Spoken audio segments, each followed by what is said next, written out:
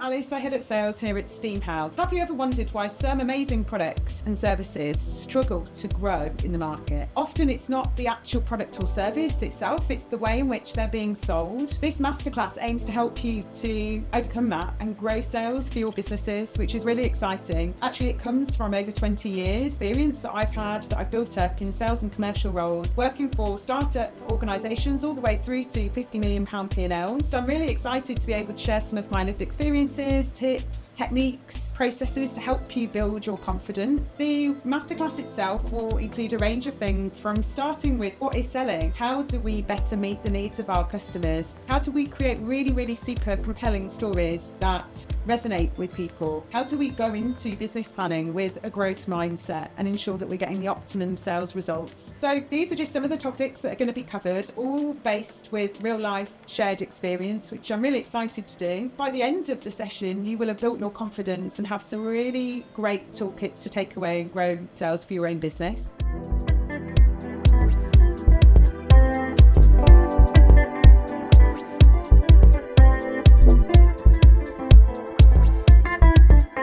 Hola, bienvenidas y bienvenidos a esta nueva clase de DAE Creative Bootcamp, el programa que hacemos en asociación con Fundación Mujibón. Soy Valeria Zamparolo, jefa de artes para las Américas del British Council, y hoy vamos a estar presentando a Alice Wynne, Head of Sales de STEAMhouse, nuestro socio británico en Reino Unido, con quien planificamos este programa y también nos brindan mentorías y masterclasses como la que estamos teniendo hoy. Alice va a llevar adelante el módulo 17 del DAE Creative Bootcamp, Impulsa tus ventas, estrategias para conectar y crecer. Es un módulo que va a atravesar los conceptos de qué es las ventas, cómo identificamos a nuestros clientes y a nuestros mercados y sus necesidades, el arte de contar historia, cómo nos contamos, cómo diseñamos y medimos nuestro éxito y cómo diseñamos el crecimiento que queremos ir teniendo para nuestro emprendimiento, técnicas de venta y cómo los generamos de manera efectiva, y sobre todo lo más importante, que son la construcción de relaciones sólidas, internas y externas al emprendimiento. Por eso también aprovecho para agradecer algo que para nosotros es muy importante en el DAE Creative Bootcamp, que son nuestros socios estratégicos, quienes nos dan espacios, quienes nos impulsan y quienes también nos brindan contenidos expertos para este programa. Así que sin más, le paso la palabra a Alice para que empiece con su masterclass. Gracias.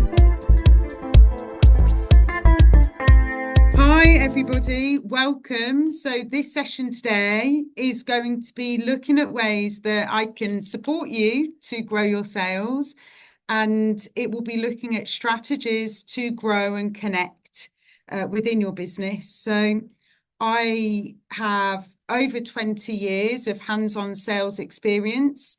And I want to share that with you today. These experiences are shaped on both successes and failures, and it's all through work that I have honed through working with some of the UK's largest retailers, but also, a variety of organisations. So I've also worked with companies that are startup that have brought me in to take their sales from zero into growth. So I'm going to, at the end of this session, help you to get a clear understanding of what sales really is and why it's not the taboo topic that it can often be made out to be. And I will be providing you with some practical tools and techniques that I've used to rapidly scale a very wide range of businesses, like I said, from startup through to corporate.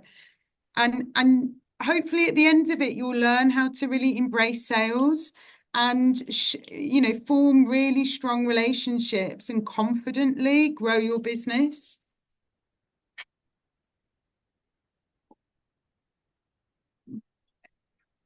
So I'm currently head of sales at STEAMhouse, which is an innovation centre, which I know you've met many of my colleagues from. I come with, like I mentioned, over 20 years of experience in consumer goods and retail, but also have a really strong background in sales and commercial leadership specifically. I'm really passionate actually as an individual, not just about bringing in revenue, but about purpose and in helping organizations to create large-scale impact at pace. So this session is really looking at how I can support you, like I said, with boosting your sales to create strategies to grow and connect with your customers. If we start off just by looking at STEAMhouse, so what is STEAMhouse? I know many of you have already heard from my colleagues what we are, but we're basically an innovation centre that's aimed at supporting businesses to come up with new ideas and essentially innovate. We exist to support economic growth, and that's through innovation impact, but also interdisciplinary practice. So working across science, technology, engineering, arts and maths, because we believe that actually through diverse minds, the most innovative and impactful solutions can be formed. And I think that's a really important thing, a starting point to frame this session, because whilst we're going to be talking about sales and sales strategies, impact and purpose really is something that leads all of the sales strategies that we should be deploying. Over the last year, actually, as an organisation at STEAMhouse, we've achieved over 60 million in reach through our marketing, and that has led in the sales funnel down to over 12,000 businesses through our doors, which is quite phenomenal. And our sales strategies and approaches have really played into delivering these big numbers. So today I hope to share with you some of those methods and mindsets that we've adopted to create those big impactful reaches. And within the Innovation Centre, we provide a really big range of services, from innovation in strategy, service and physical product. You can see some images here of different spaces. We've supported over 300 new physical products developed to market, but we also do an awful lot of work in the space of services. So the reason that I'm explaining this to you is because all of your businesses will also be different, and whether it's a service that you're working on or a physical product, we have supported businesses to innovate in both and grow sales in both areas. So these are some of the brands that I've worked with throughout my career. So this is just to give you a flavour of my experience so you can understand where my learnings are coming from that I'm about to impart as part of this training masterclass. So I've worked with Nike, Nivea, so large global brands, many large-scale UK retailers, and I've worked with them very closely. But also on the flip side of that, I've also worked with startups.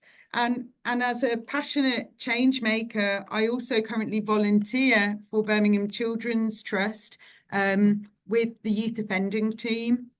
As a side hustle, I am an event stylist, so I do floristry.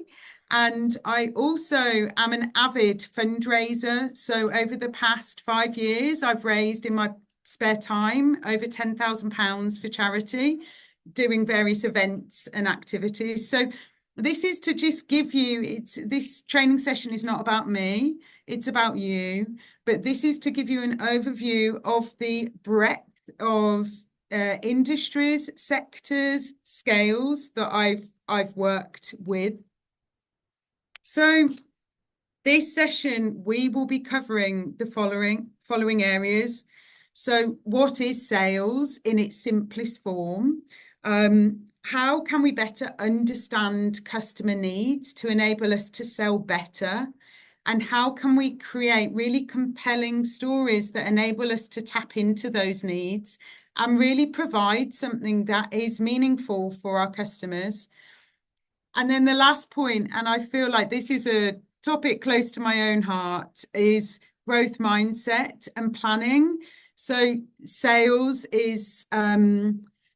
success is often about growth mindset and how we prepare for success. So the final section is some helpful tips and tricks in the space of planning for success and growth.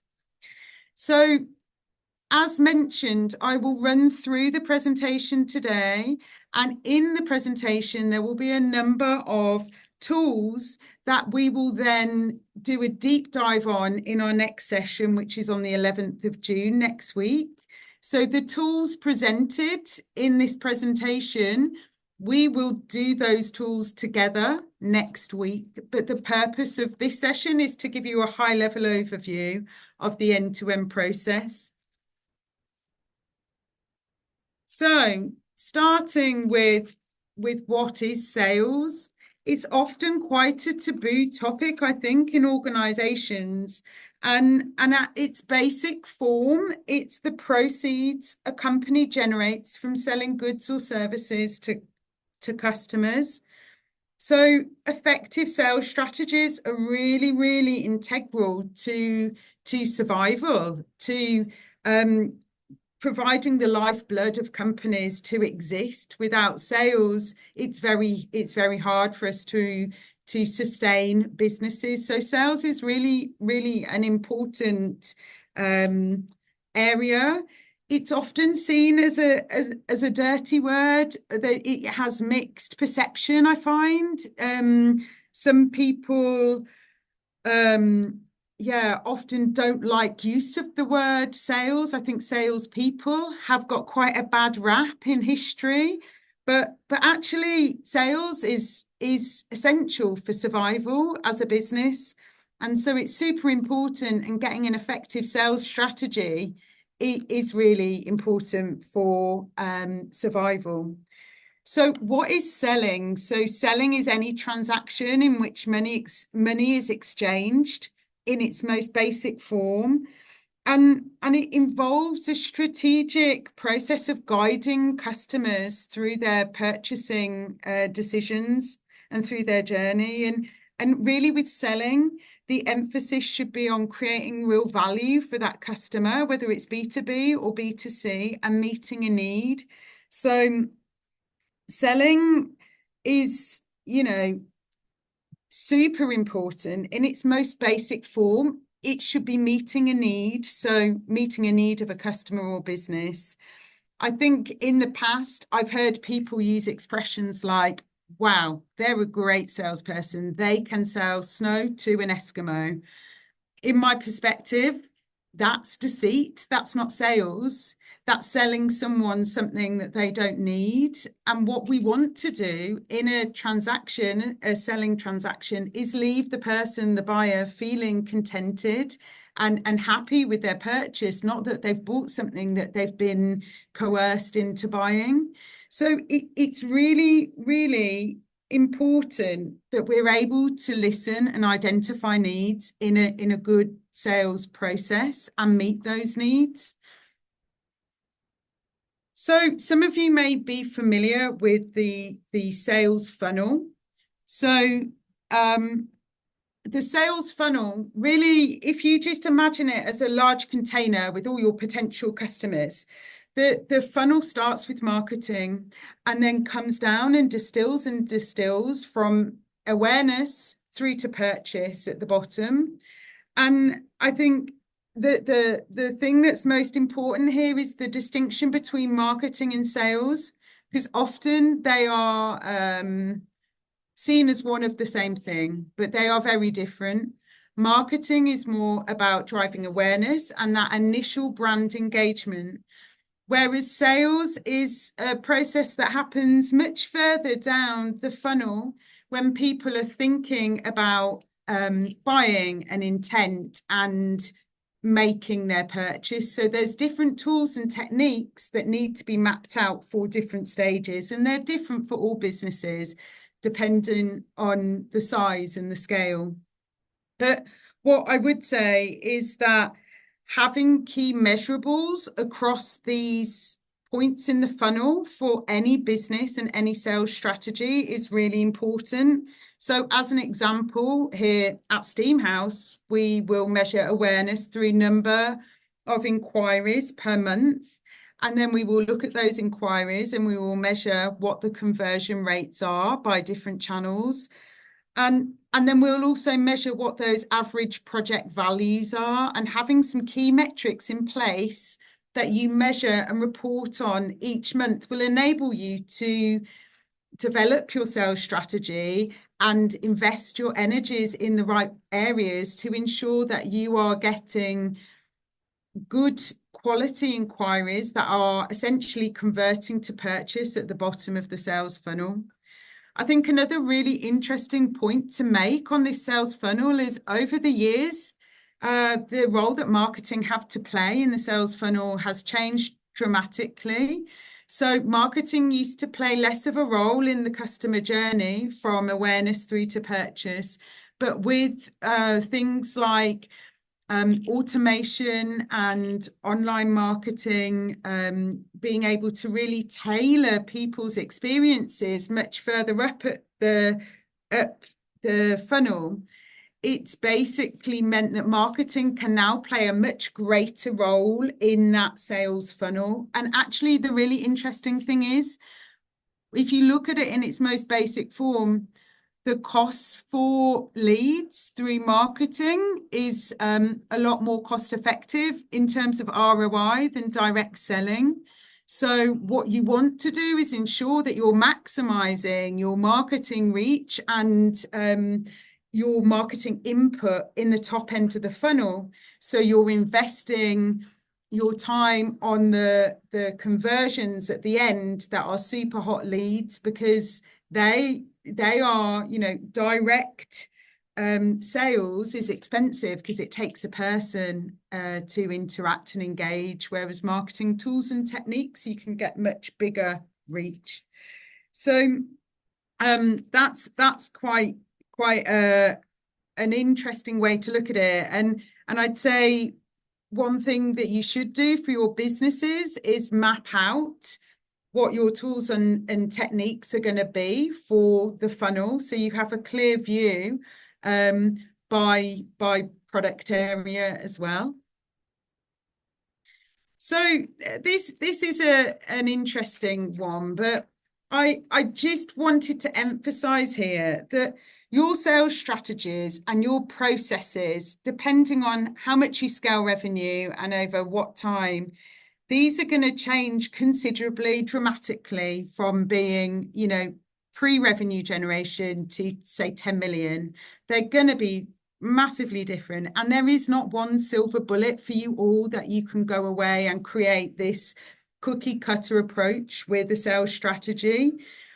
What I would say is, in my learning, that the more you scale revenue and the more complex and sophisticated the more you scale revenue, the more complex and sophisticated your processes will need to be. And the lower the average transactional values that come in as a result of the work that you're doing. So if you're doing more high quantum, high volume, low average transactional values versus consultancy, which is high average transactional value, the more low you're doing, the more complicated your systems and processes are going to be. So it's always a fine balance for me. I strongly suggest to everybody starting up a business to keep your processes as simple as you can for as long as you can, because often I see it time again, people coming into startup businesses trying to apply processes and systems that are worthy of a £50 million organization. And, you know, it's less is more. Keep it simple for as long as you can. Simple is good. And focus on the higher transactional values where you can. We know that, as an example, service-based products notoriously have a much higher margin than products, physical products, because you have you have less costs going into the costs of goods. So really think about that in your approach in the areas that you're looking to drive. And don't overcomplicate things, and really test and learn and iterate, because from my experience, you know, I have brought to market products that they looked great market fit. We'd done all the desk research. They on paper were brilliant, but actually, when they went out into the market, they didn't sell, and they didn't truly meet the needs of the end user. So we had to very quickly, you know, iterate, and that is okay. That is okay. So the next area that we're going to look at is understanding your customers. So understanding your customers and stakeholders is really, really important, because if you don't understand who your customers are, you're not really ever going to get a deep understanding of what their needs are. So this is a basic tool that we use here for mapping out customers. So this is something that we will take a look at in the next session. And you're going to be looking at mapping out the customers that you do have, but both new and existing. And what I would say in any sales strategy, it's cheaper and more lucrative to focus on existing customers and growing those than bringing in new customers. But really, ultimately, you want to be getting people into the champion box. They are your gold loyal customers. And once you've got them into that champion box, you really need to be understanding their needs. In terms of blockers, the aim is to really understand their position and how to unblock them and move them into spectator. And with spectator, it's about how can you engage and involve and consult to build their interest and ultimately move them into champion or supporter. And with supporters, it's thinking about how you can keep them involved and consult and use them to influence your critics. But essentially, once you've mapped out your customers into influence and interest, the key next step then is to create an action plan to progress people into higher interest and higher influence where possible, and come up with plans to do that. So once you've done this exercise in terms of mapping your customers, really understanding, especially the champions, the most loyal customers that you have, understanding their needs is really important. Now, we can start to think about needs in a hierarchy. There are business-specific needs that individuals have, but then there are also personal needs. So mapping out what their primary needs are, so their number one goals, whether it's profit or sales or impact. They're mapping out their secondary needs. So what are the drivers of the primary need? What are their key measurables? Where can our business propositions or products or services support them to meet their primary needs? And then looking at their driving strategies, so their driving needs. So how are they currently, as a customer, if it's B2B, driving the needs through their own strategies? And this will identify areas that you can align your plans to with theirs, so you are really meeting their needs when you're selling them a proposition. And then personal needs. So, you know, it may be that they have personal needs around, as an example, being seen to do new things, to innovate, working with startups, CSR, so corporate social responsibility, or even childcare. Having an understanding of some of their personal needs and flexing your style and tailoring your sell to those is really, really important. So one of the things that I would say in terms of needs is feedback is a gift. So do something with it. I meet so many businesses that collate feedback from people, but don't action upon it. And almost not actioning feedback is quite damaging. So it's really important that if you're going to retain your existing clients and really maximize sales and income through them, that if you're getting feedback from your current customers, that you're hearing and listening to their needs and doing something with that. Another tip that I have for identifying needs is often with new customers, in the B2B sense. So it might be a customer that we want to sell products direct to consumer, or it might be an organization that we want to partner with. Before pitching, discovery as a stage is so important. And I meet so many businesses that go and blind pitch to businesses before they actually even know what this business wants. And your chances of securing work after blind pitching and not doing this discovery stage are really slim. So a discovery session can look like a number of things. If it's a new customer, it could be in the form of desk research, calling direct different customers in the target market that you're going after to really understand what their needs are. Or it might be with an existing client to really to have a one-to-one session with them to really get under the skin of what they need and what they require to grow their business. And these insights gained from discovery sessions, for me, they're the only thing that enable me to land work, because if I don't sell to these needs, it's blind pitching, and it's going to be, pot luck if they decide to buy the product or service. So they should really inform the pitch. Now, in the next session, we're going to map out your customers and needs using those tools together. But that's just to give you a kind of flavor and an overview of the importance. So if we go on to the next stage, this is a stage that I find really encapsulating and super interesting. So creating a compelling story for me is an art. Storytelling in sales is so important. People don't remember facts, they remember feelings. And if you are able to creatively create a compelling story for your customers or stakeholders, this really can help land a pitch. So it can help to create emotion and connection with the person that you're pitching to.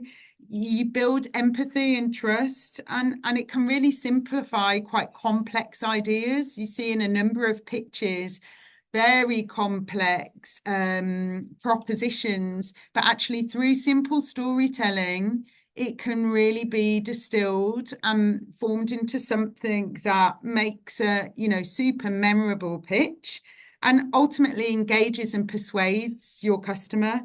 So yeah, it's definitely an art, and it's something that can be practiced over time, but be creative with it. So at the start of any compelling story, it's having this clear North Star for your business. Like, what is your guiding principle to everything that you do? That should filter down into the purpose, so why you exist. It should filter into the audiences that you exist for, and being super laser focused in terms of the audiences you go after.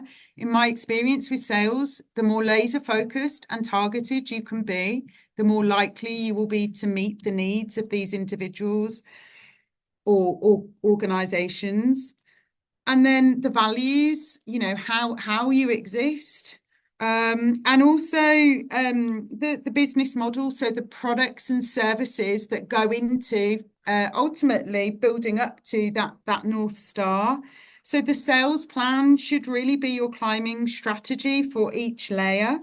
And it should be really carefully crafted and linked each layer. A sales plan is not mutually exclusive.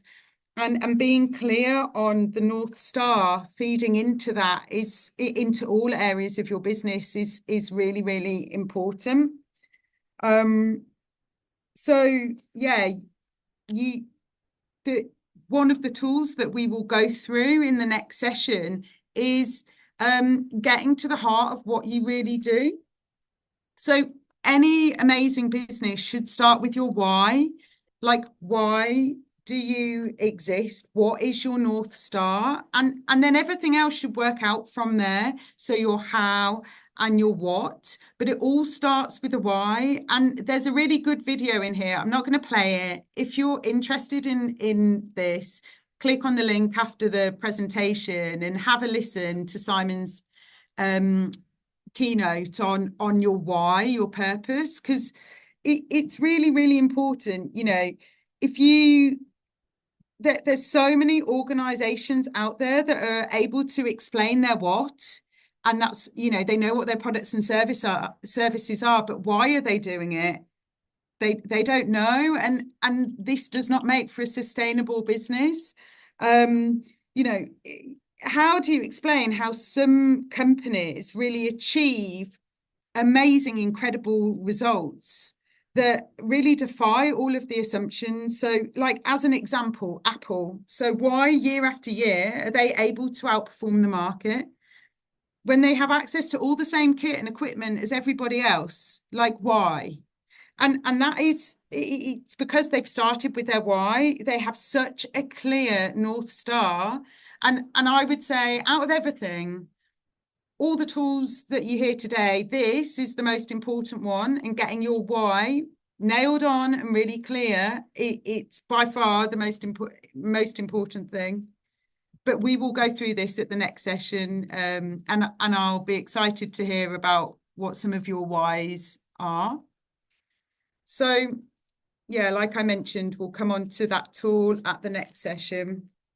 Now, I've included this. I was fortunate enough to go to South by Southwest in Texas a couple of months ago, and it was an incredible experience. I saw lots of amazing keynotes, but there was one presentation in particular that was all about cultural power.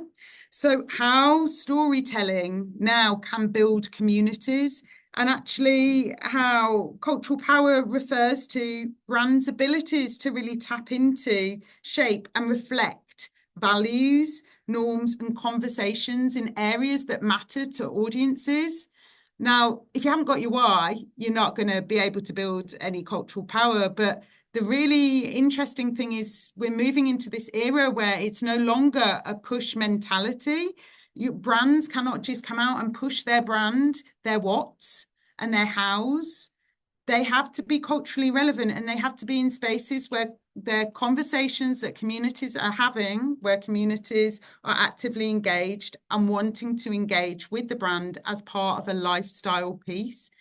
So I've put this in. It's more of a marketing proposition, but I think how we create cultural power in the brands that we form, and how we build allyship through common purpose and through that why is really interesting. And as startups, you know, we see all these amazing challenger brands now coming in and taking over some of the really old heritage brands that we see in the market, because they are able to really build this cultural power and cultural relevance.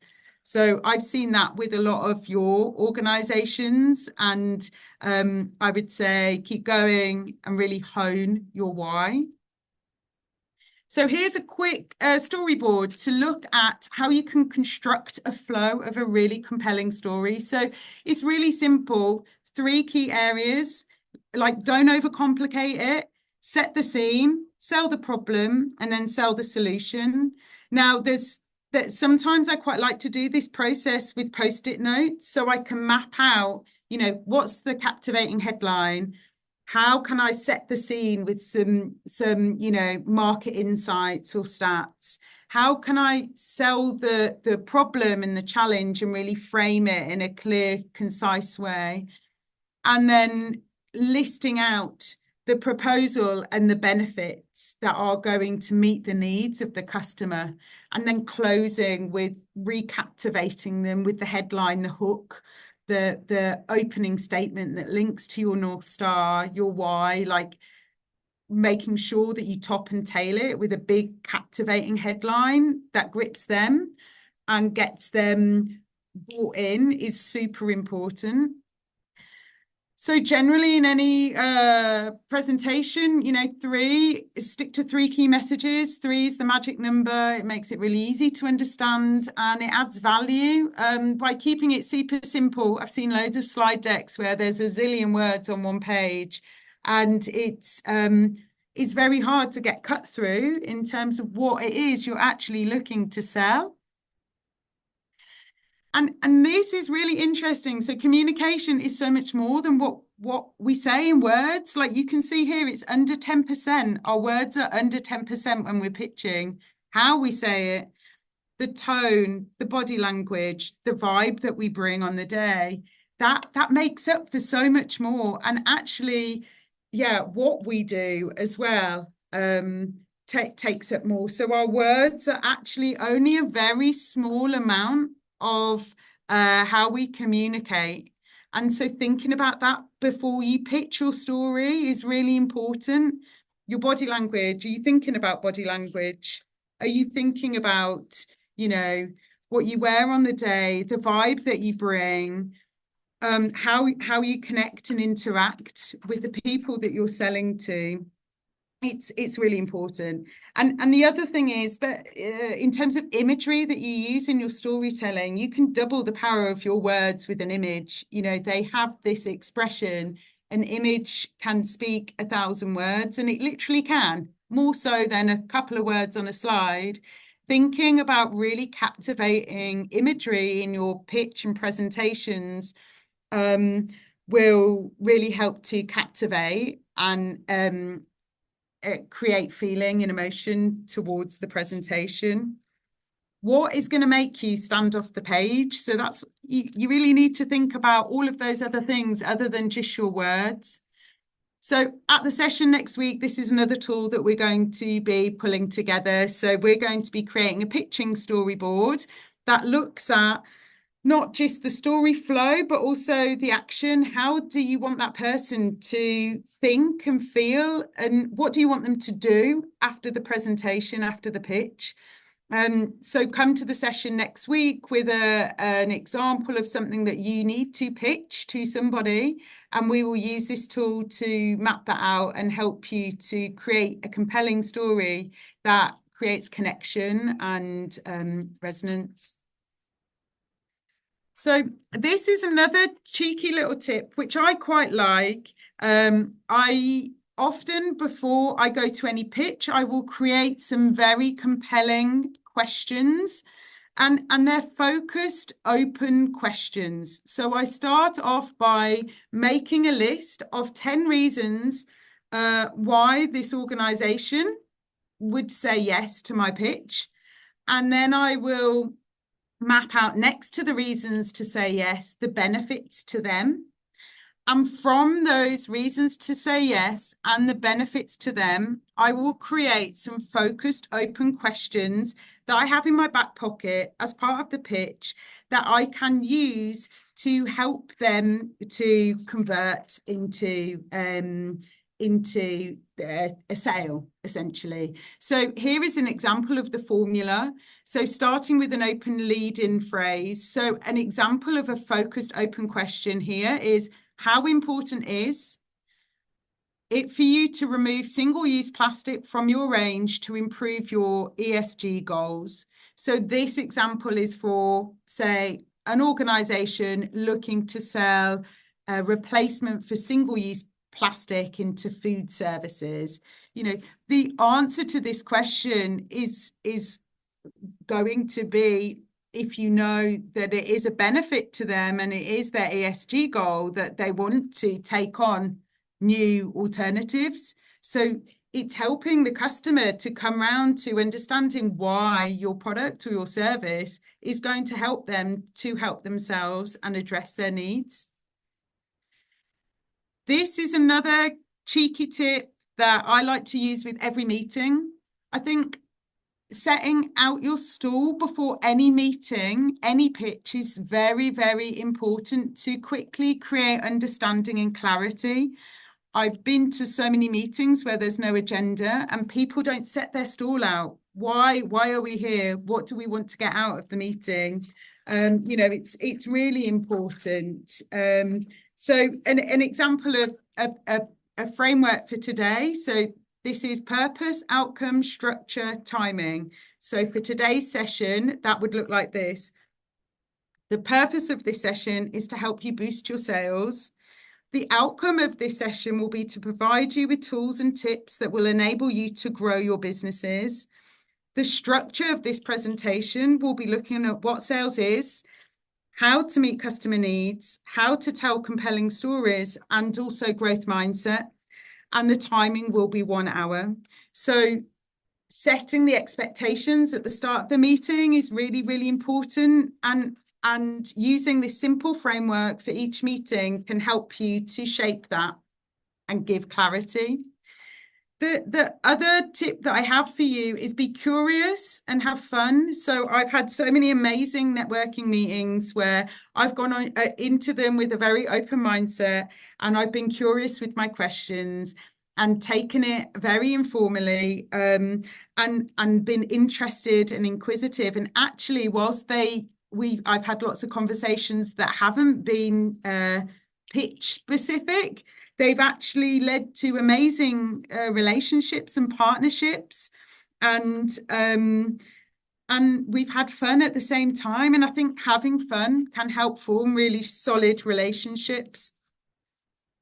And another interesting tip is the power of unconditional gifts. So what do we mean by this? So have you ever just given someone something not expecting anything in return? And have you ever received something on the other end of that? And how good does it feel? Like, oh, not everything has to be conditional. And actually, when it's done authentically, gifts, props, these can all be really meaningful. As an example, I've been working with the founder of Global Citizen, and he gave me his book that he'd written on ideas to impact. And he didn't have to do that. It was unconditional, but this is something that I will remember forever. And I find him so inspiring. But this action is stronger than just numbers on a spreadsheet. It's anything that's untransactional that you can do would be good. So just quickly going into growth mindsets and plans, because I know that we're coming to the end of the session now, but growth mindset is so important, and it includes things like resilience, continual improvement, goal orientation, and really being ambitious in our thinking. Growth mindset can turn no's into opportunities, and it can be the difference between success and failure. So it's really important and not something to be underestimated. Now, this is a slide I love. Imposter syndrome. It's a big buzzword of the century, but everybody feels like an imposter. There's not one person that I know that does not get inner negative voices in their head that are actually combating growth plans. The trick is to acknowledge that everybody feels like this sometimes and bounce back as quickly as you can. It's okay to have negative voices, but there's ways of managing the volume and building your resilience. And there's a great book that I've recommended at the end called The Chimp Paradox that looks at ways in which you can overcome negative inner voices to enable you to think big and it not hamper your ambitions. And I'd say find your tribe. In a startup environment, it's really tough, like really tough. And I've heard an expression that you are the average of the 5 people that you spend most of your time with, which is mind-blowing. Your mindset, habits, income, health, values tend to align with those closest to you. Surround yourself with ambitious people that are kind, that are looking for growth, and you're more likely to get those traits too. And I'd also say, fail fast, but bounce back.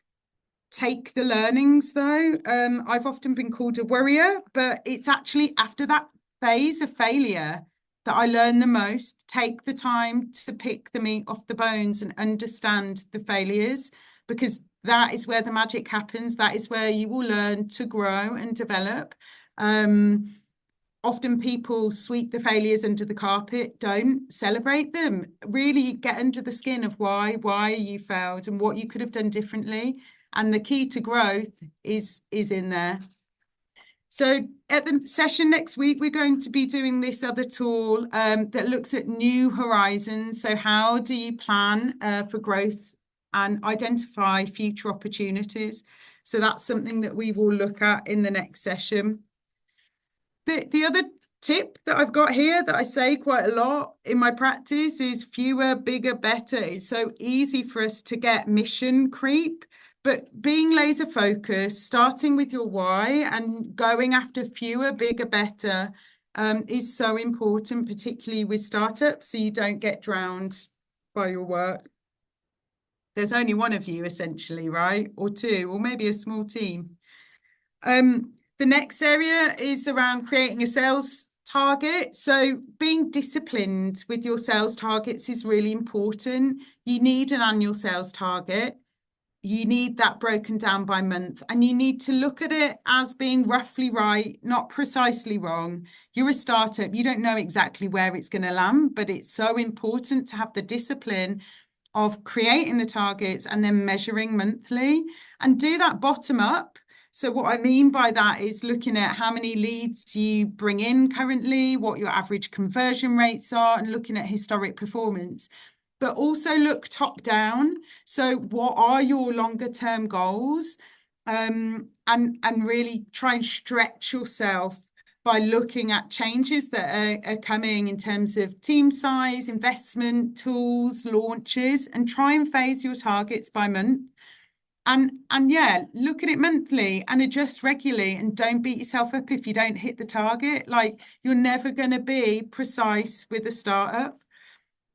And then the next one is just around creating a really big, hairy, audacious goal. So it's really important that you have a smart goal that is in line with your why, your North Star, because it's all very well having a North Star, right? But if you don't have a sales target that interlinks with that, then it's disjointed.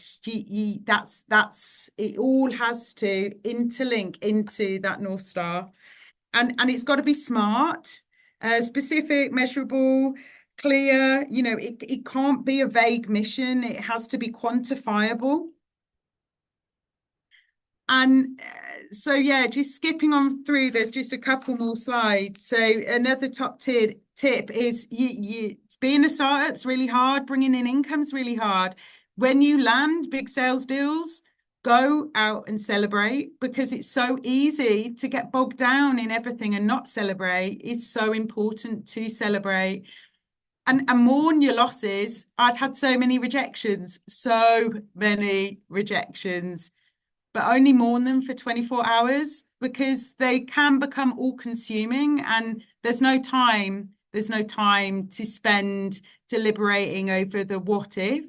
Mourn your losses, but only for 24 hours, and celebrate your wins.